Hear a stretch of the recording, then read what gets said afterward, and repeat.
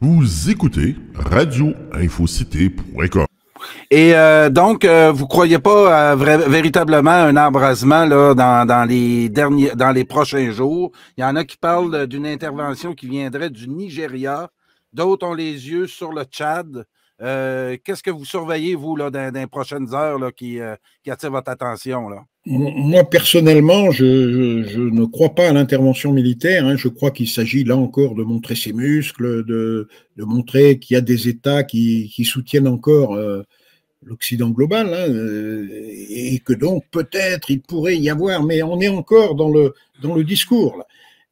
Moi, ce que je constate, c'est que l'Algérie, qui est quand même le plus grand pays du secteur, hein, et c'est celui qui a l'armée la plus puissante, beaucoup plus puissante que celle du Nigeria ou des autres États de la CEDEAO.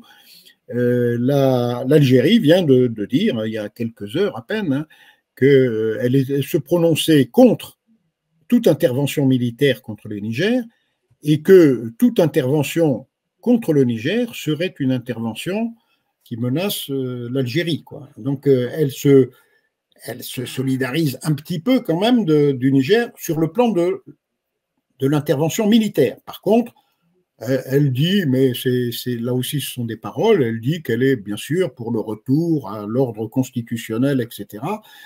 Donc, mais elle s'est prononcée fermement contre l'intervention militaire. Si l'Algérie se prononce contre l'intervention militaire au Niger, l'intervention militaire au Niger n'aura pas lieu.